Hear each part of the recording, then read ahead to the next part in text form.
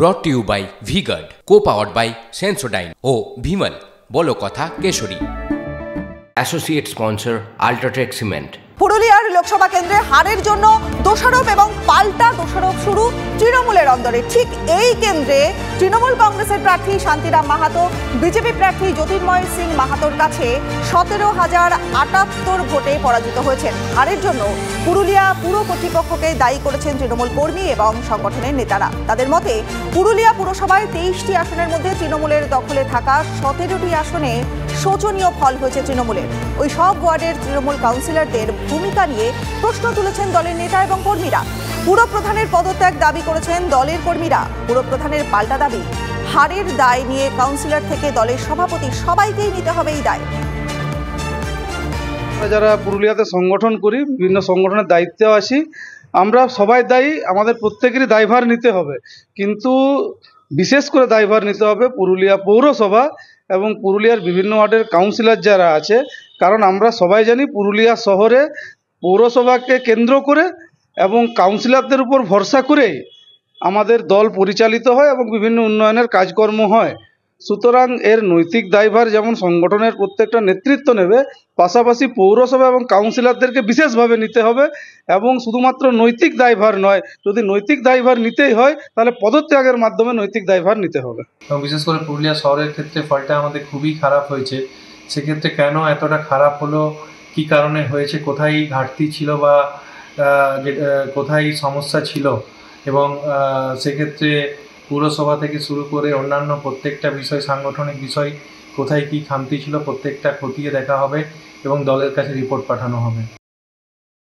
ঘরছাড়া দলীয় কর্মীদের মনোবল বাড়ানোর চেষ্টা এবার বিজেপির। মেদিনীপুর শহরের জেলা পার্টি অফিসে আশ্রয় নেওয়া ঘরছাড়াদের সঙ্গে সাক্ষাৎ অগ্নিমিত্রা পালের।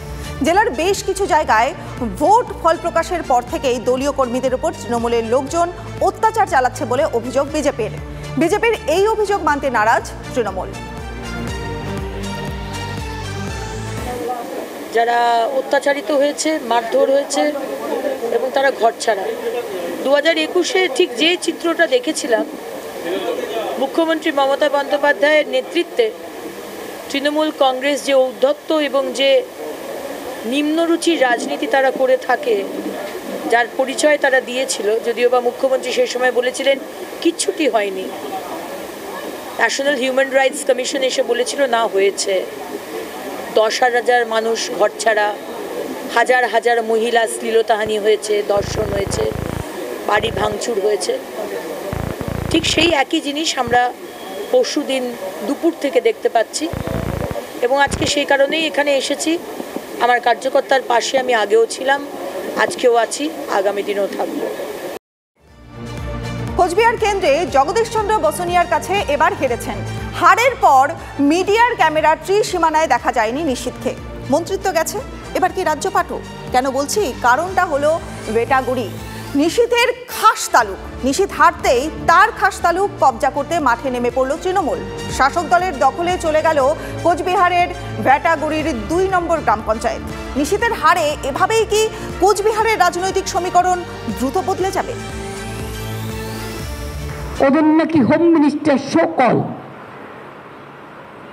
তার মেরুদণ্ড মানুষ ভেঙে দিয়েছে। শাহী মন্ত্রকের প্রাক্তন প্রতিমন্ত্রী নিশীথকে 40,000 ভোটে হারিয়েছেন জগদীশ। এবার কি রাজনৈতিকভাবেও নিশীথের মেরুদণ্ড ভাঙার দিকে এগোচ্ছে শাসক দল? নিশীথ শেষ পর্যন্ত সিট বের করে নেবে। নিশীথ আমার কাছে আনএক্সপেক্টেড। কুচবিহারবাসী এবার গুন্ডারাজ খতম করতে চেয়েছিলেন। আমাদের কর্মীদের উপর অত্যাচার করা হয়েছে, জুলুম করা হয়েছে, সাধারণ কর্মীদের রাজনৈতিক যে অ্যাক্টিভিটি সেটাকে বন্ধ করে দেওয়া হয়েছিল।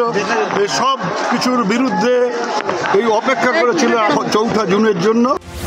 সেই অপেক্ষাতেই কি সবুরে মেওয়া ফলছে? নিশীথ হেরে যেতেই উপপ্রধান দীপক বর্মন সহ বিজেপির 9 সদস্য তৃণমূলে।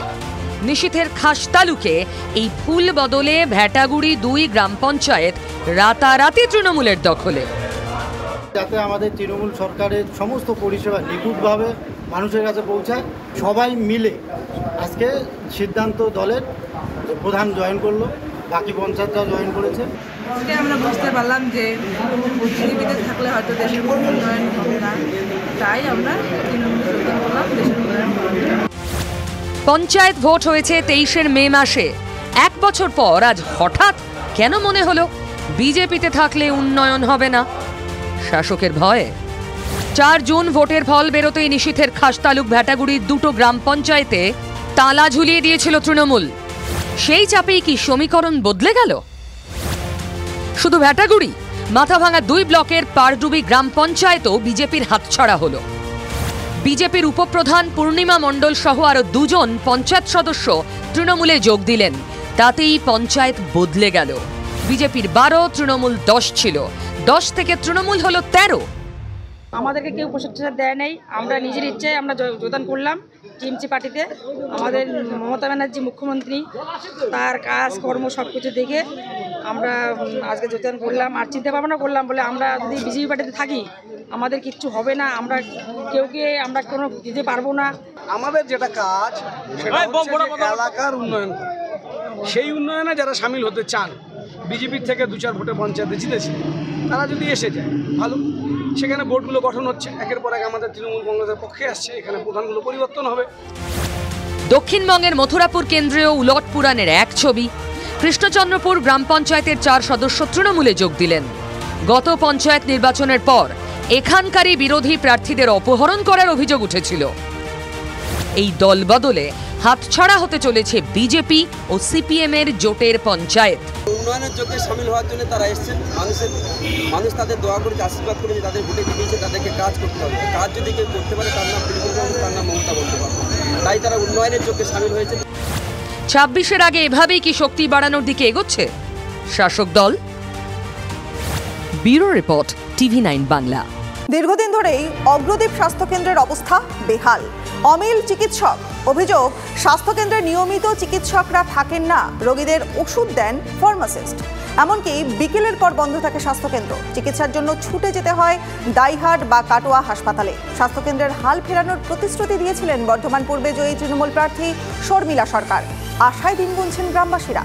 শর্মিলা সরকারের কাছে উন্নত চিকিৎসা পরিষেবার দাবি গ্রামবাসীদের। সবকিছু খতিয়ে দেখার আশ্বাস শর্মিলা সরকারের।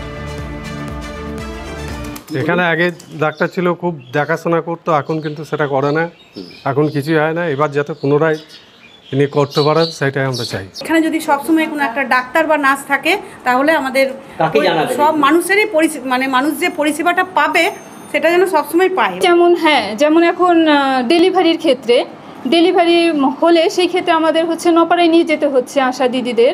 আমাদের সাথে আমরা ব্যক্তিগতভাবে আমরা কিছু শুনিনি, তবে লোকমুখে শুনেছি উনি উন্নতি করবেন। উনি বলেছেন যে আরও পরিষেবা যাতে মানুষ পায় সেসব দিকটা উনি দেখবেন। তাহলে তো অবশ্যই ভালো হবে, কারণ গরিব মানুষ এখানে ম্যাক্সিমাম আসেন, তাদের পরিষেবা তারা যদি পায় অনেকটাই ভালো হবে, আমাদেরও সুবিধা হবে কাজ করতে।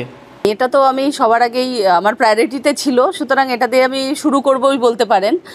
সবার আগে এখানে নিয়মিত যাতে ডাক্তার থাকে সবসময় সেটার ব্যবস্থা করা, এবং তার সঙ্গে পরিকাঠামোগত যতটুকু ভালো করা যায় এখানে সেইটুকুকে আমি সবার আগে দেখব। Brought to you by V-Guard, co-powered by Sensodyne ও ভিমল, বলো কথা Keshari. Associate sponsor UltraTech cement.